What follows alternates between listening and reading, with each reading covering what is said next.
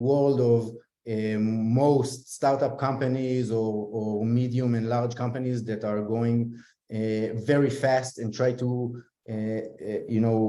compete with other developers to be the first to release a feature.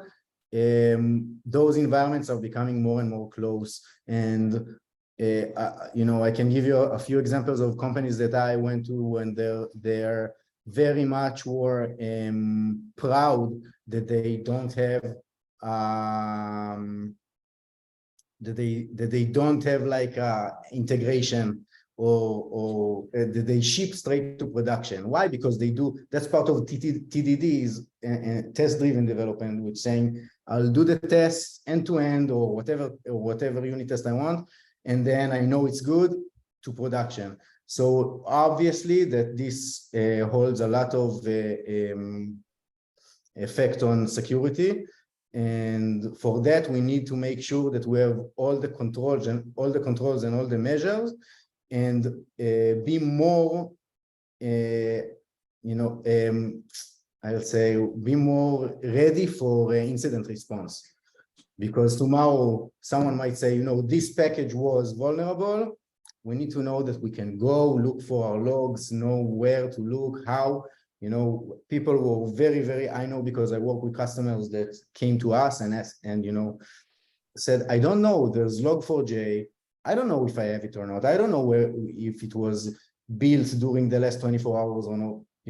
It's very hard to, in this rapid world of application, to be ready for that. So I think that's also a larger part of our domain now in application security.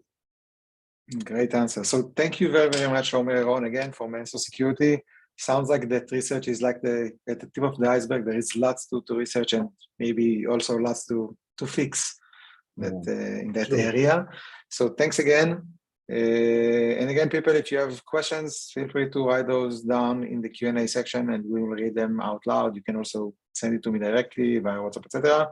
And now, Uriel Kosayev, hopefully you are ready, because you're next. Ready from birth. Okay, so the stage is yours, and as well as the control. Thank you very much. Okay, let's just check it. Okay, amazing. So thank you everyone for joining this amazing meetup. Thank you, Leo Mazor, for inviting me the second time for this meetup. Feels like home. So yeah, let's get started. Basically, I will start with some introduction. We have half an hour for this. We're approaching something that I like to call a tipping point in security, which I actually thought about it right now. It's like sometimes it feels to me that attackers are becoming more and more advanced and more sophisticated than the defense side, the good side, should I call it. So for me or for others, in order to actually address that issue, this very important issue, is to understand both sides of the same coin, which is understanding both sides, both of the defensive and the offensive side. That's why I call this presentation Malware Analysis Red Team Edition. Why red teamers need to understand malware analysis or blue teaming, and why blue teamers need to understand red teaming. And I will talk about the concepts of red team and malware analysis, and of course I will present you 3 demos, practical demos, which will be a malware analysis of specific very interesting malware, and then 2 antivirus bypass techniques, which I will show you how they actually got 50% down of the detection rate. Okay, so let's get started. So 3 things that I want you to take from this presentation, and those 3 things I will elaborate them and you will understand them by this presentation. First of all, as a security researcher or as any individual, think like a fluid water, not like a rigid rock. Secondly, think and operate like a criminal, and we'll also address that, why you need to do this. Help security grow and become better. And of course, it's a Bible of itself. So I want you to learn malware analysis. Now, it's not only for red teamers, I'm talking to any kind of security professional, and what for you can learning malware analysis can actually benefit. So why the heck I want you to learn malware analysis? So a little bit about myself. My name is Uriel Kosayev, the book author of Antivirus Bypass Techniques, also the founder of Malware Analysis Co. I like to do red teaming, malware research, consult companies around the globe. And if you want to follow up in Twitter and like technical stuff, you can follow up in this handle, Malfather. Before the show begins, what is malware analysis actually? I like to talk about things or explain them in a very short and straightforward manner. So malware analysis is the art of analyzing and research of malicious software behavior and patterns. Now today, malware is not only about executables or document files or PDF files or Windows or Linux, as you saw from the previous lecture of Omer, for example. You can see that malware can also be in packages like NPM and stuff like this. So really, a malware is basically a software, but a malicious one. So it's a malicious software. So the four stages of malware analysis from down to the top, which is the top, of course, is the most harder one. The first one is automated analysis. When you go and actually throw the malware into some kind of automated sandbox, it will give you some indicators of compromise and will give you some kind of an overview of how this malware behaves. As a side note, not always an automated sandbox will give you all the information you need, and sometimes malware will have anti-sandbox capabilities. And in such states, the automated sandbox will not have the capability of understanding what the malware actually does. The next stage is called static analysis, which is basically the analysis of the malware before you actually execute it. So basically you have a file or some type of code on your file system, you analyze it and try to understand what the heck this code does. Dynamic analysis is where you actually go and execute the malware and you observe the malware and you understand how it actually behaves and how it actually executes in your system, what kind of actions it does in your system, what things it tries to maybe steal or encrypt or whatever. And of course, the last stage is reverse engineering, the art of understanding the code or the things or the mechanisms behind the things, behind malware, behind files, behind processes, behind the internals of operating systems, and so on. So this is about malware analysis in short. What is red teaming? For a lot of people, red teaming is like, you take some tools like a script kiddie, download them from GitHub off the shelf, execute some tools like Bloodhound or Pragma exec or stuff like this, and here you go, you have a domain admin, like that. You won. So now it's not actually about achieving a domain admin. It's part of the game, of course, it's very important, but red teaming is all about simulating real world threats. Now, what is about simulating real world threats? What does it mean? I don't know why it's actually tiny here, but whatever. So the purpose of red teams is to provide a real world picture of business related threats. You really need to understand as a red team, what are the actual and the real threats. For example, if you're a pharmacy company, you can have several threats or several adversaries. The first one can be like, groups like Conti or Imotech or, badass like those. And you can have also your competitor. For example, if you're a pharmacy company, one of your adversaries can be actually another pharmacy company, okay? You need to act like the adversary based on accurate threat intelligence of threat actors targeting your business. So if you have, for example, you understood that most of your threats are ransomware groups, you need to actually define who are the ransomware groups, what kind of TTPs or tactics, techniques, and procedures they're using, and to actually and really simulate them on your own network. And of course, to do it in an OPSEC manner, in a secure manner, so you will not break stuff. So you need to be very aware and you need to really understand your tools and the techniques that you're actually doing. So it's not like about taking some tool and executing it and praying to God that everything will be fine. Of course, you need to pray to God, it's my belief, but you need to actually take some measures, some prerequisites. You need to understand your tools and the malware you're executing or the malware that you're building yourself. Simulate potential threat actors TTP as accurate as possible, because you can't really and always do accurate stuff. Sometimes the threat actors themselves change their ways and change their techniques. So this is why I pointed out that you need to think like a fluid water, not like a rigid rock. Don't go like this. Try to extend your thoughts. Try to extend your techniques or practices. To help the organization grow its security posture. This is the last and the most important thing that red teamers need to do. Okay, red team is not about mocking the blue team or mocking the SOC. It's about helping the organization to grow and become more secure. A red teamer or whatever security professional must have an adversarial mindset. What it actually means. You know, but mom always told us to stay away from bad guy. Yeah, it's so sweet, but you know, my mom is a very wise person and she's right, but not always.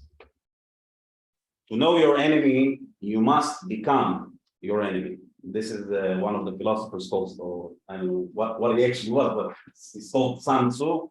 And it's really hard to like grasp this concept, but if you know how to mimic or how to think psychologically and practically and technically as your enemy, you can become your enemy and basically can provide the best solutions or security solutions out there. Now, behold the real power of red teaming. Cobalt Strike. No, it's only a joke. Don't take it seriously. Cobalt Strike is amazing tool. It's an amazing tool. It's an amazing secret framework. It helps red teamers and helps the bad guys, of course, to do a lot of bad stuff out there.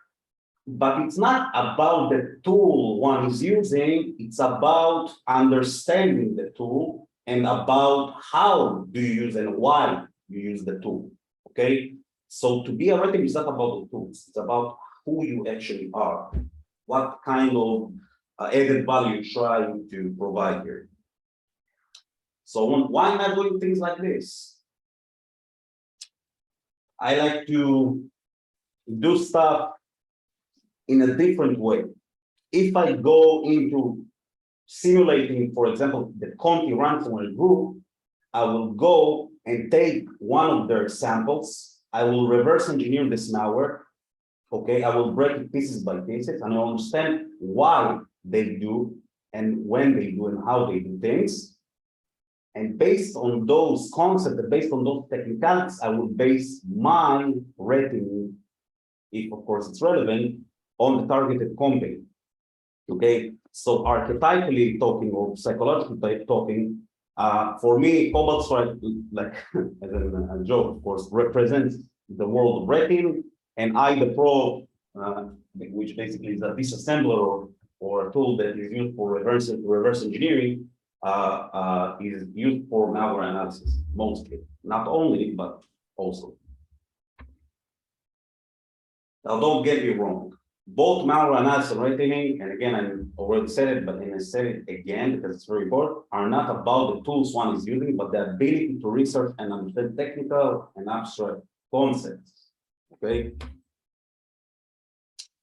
So why does malware analysis need to concern red teams or red teamers? Because the bad guys do. This is why, or one of the reasons. Threat actors evolve by learning and leveraging the craft and TTP by researching malware samples in the wild. So why red teamers cannot do so? Okay, think about it. If one of the YouTube videos that I uploaded recently, it's about the Log-B3 ransomware. They literally got the dark side ransomware, which I also researched when it was relevant, and they took something like 50% of the code, copy and pasted them in their own ransomware, and it works for them. So you know it works. Why the ratings doesn't do? Why ratings think that a rating is only about DA or executing tools, and why malware analysts only think as a blue teamer and not as a red teamer. So if you're a malware analyst and you're researching a malware, try to ask yourself, how would I make this malware a Frankenstein, worse malware? How can I make it worse? How can I make it frightening? How can I make it different and better?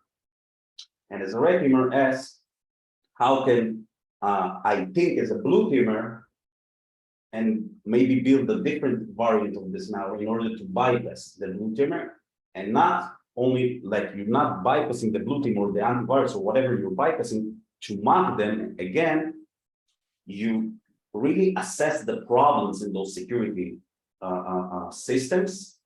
Any type of system will have problems. There is no 100%, detection rate or 100% security. We all know it. But if you have the capability and the ability and the time and the resources to assess those problems and to address them accordingly, you're the king. Let's talk about another thing, malware development lifecycle, the MDLC model. Most of you maybe know this concept of SDLC, software development lifecycle. In malware, it's the same, a little bit different. So whenever you go and develop your malware, of course, if you want to do it professionally, you do tests or unit tests and QA stuff.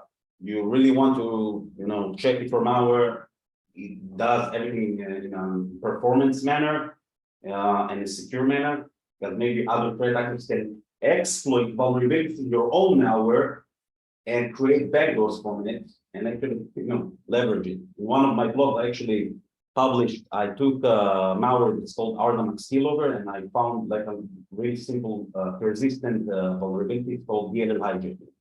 So as an attacker, if I want to persist in the system, I can just hop on this previous malware and persist in your system. Very stupid thing, but yeah, it's possible. So whenever you're a red teamer and you want to create a malware, do it in a secure way, in an OPSEC manner. Next, malware defense bypass techniques. So of course, if you're writing a malware, you want to implement some bypass techniques, bypass some antivirus, some EDRs, whatever. Whenever you do it, you want to do it offline. So you will implement the EDR or the antivirus agent on one of your virtual machines or whatever, and you'll test your bypass techniques or your malware with the implemented bypass technique and see how does it, what are the detection rates? Does the static engine detect your file whenever it dropped on the file system? Maybe you can try to run your malware filelessly through a VBA macro or a PowerShell script.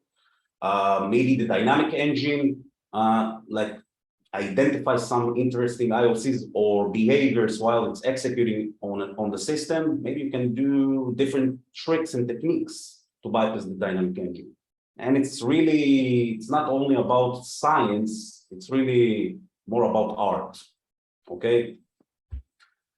Then you go and do what's called IOC collection and removal.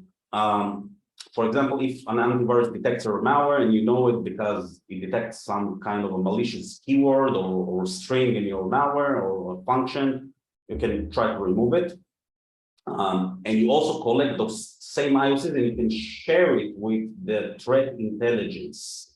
If you have a threat intelligence team in your company or whatever, you can cooperate with them in order for them doing two main things. The first thing is maybe finding different variants of the same techniques or malware that you're developing, or finding similar malware in the wild using the R rules or stuff like this, and also creating detection logics or detection engineering, by updating and working with the blue team. So another thing to point out, you don't have to develop your malware from zero. Of course, it's fun. You go open Visual Studio, pick up your language, C, C++, maybe Rust or Go, whatever, maybe Python, whatever crazy language you want to use. But you don't always need to. A lot of times when I want to implement some technique, I go to a malware, like I write a YARA rule, do a retro hunt on VirusTotal, find some kind of techniques that I want to re-implement in my own malware that I'm developing. I reverse engineer those malware and implement them in my own malware. I learn from their code. Okay, like Solomon said, there is nothing new under the sun. So learn from real world malware samples and incidents. You can learn a lot from it. Okay, so we got to the practical stuff, which I like. So the first example will be about how you can take and learn from the dark side ransomware. And I will present you two techniques from this baddest ransomware. As a reminder, the dark side ransomware actually infected the Colonial Pipeline Company in the United States when Trump was in the presidency. In that time, 50%, I think, don't catch me on my word, but something like 50% of the United States gas pipelines were down or shut down. And it's only because of a ransomware executable. What the hell?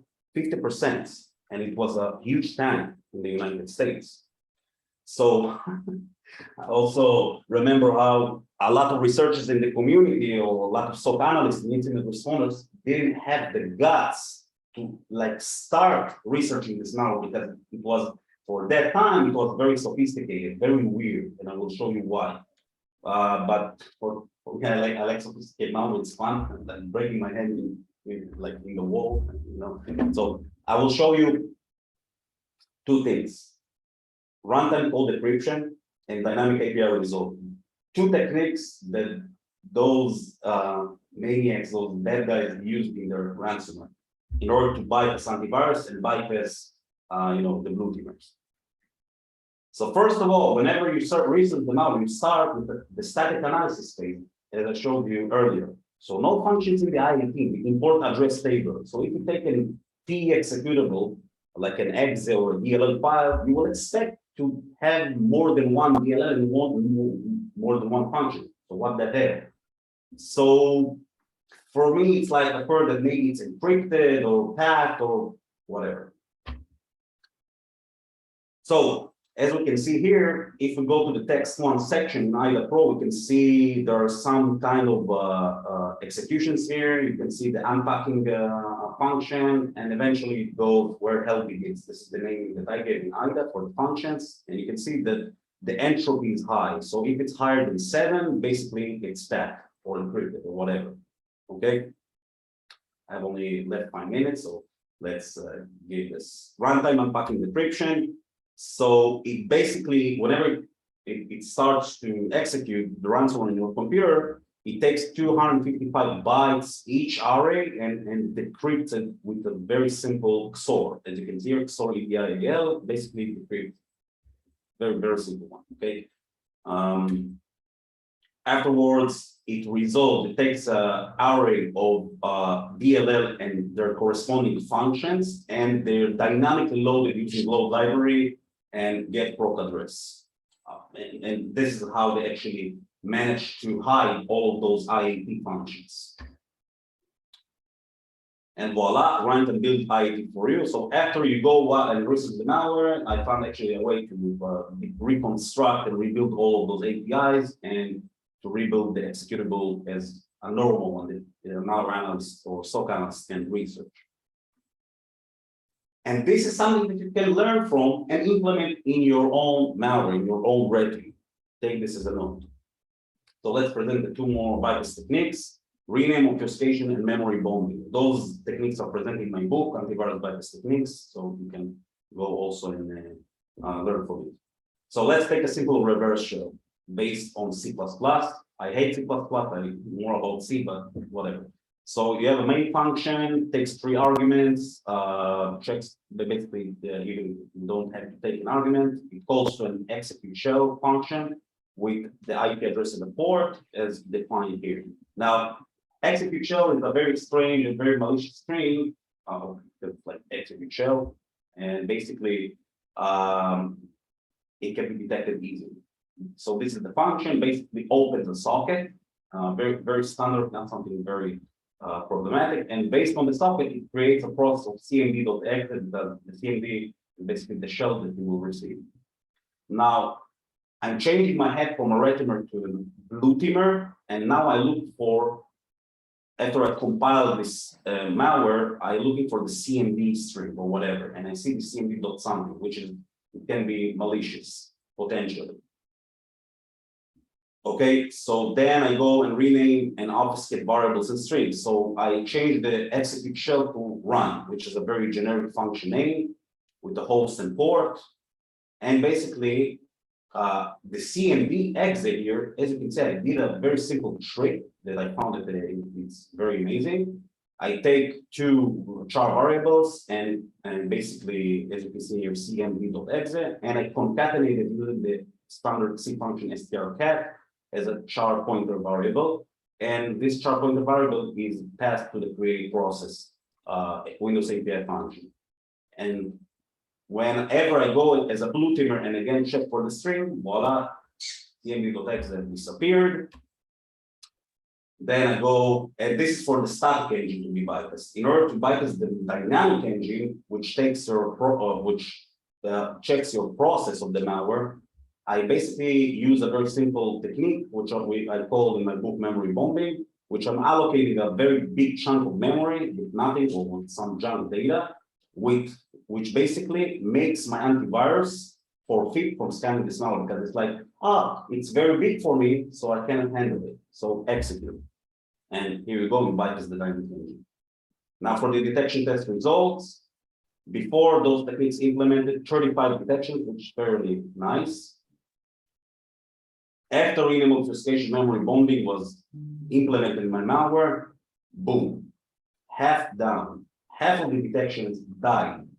Okay, and you saw it's very simple ones. It very depends. Now, if I take and implement one or two more techniques, or just change, some stuff inside, I can even create a file, fully undetectable malware. Yeah.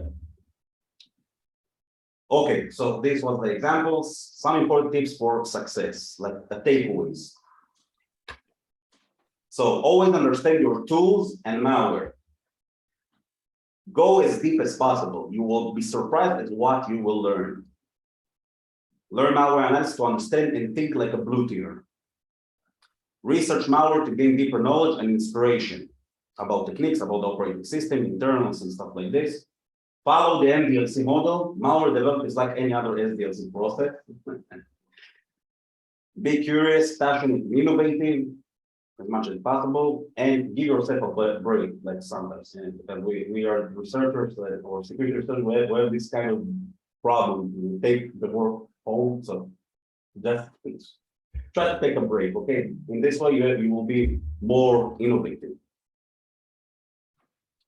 Cooperation is the key, very important. Cooperate with other teams like threat intelligence, and red team is an actual research simulation, because based on the threat intelligence report, you can actually conduct a real relevant red team. And after you did your adversary simulation or red teaming, cooperate with the blue team in order to become more secure. So the 3 points that I started with: think like fluid water, not like a rigid rock. Think and operate like a criminal, because to be your enemy, you need to become your enemy. Help security grow and become better. If you want more tools, blogs, and stuff like this, or courses that I conduct, you can go to Malware Analysis Scope and register there. There is a lot of free tools and stuff that I also uploaded there. Thank you very much. If you have any questions, feel free to ask. So thank you very, very much. Well, that was really, really interesting, especially, by the way, when you show how 1 + 2 is not equal 3, but equals CMD detector, obviously. A couple of questions. Let me quickly go to them. So Kurt asks if is the training in person. Gidi, to keep up time, maybe we should go to the next lecture and maybe keep up questions in the end of the meetup. So that's why I wanted to just press 1 or 2 short ones, and then we'll reach out later on with the rest. So really, really short. Kurt asks, just 1 word: is your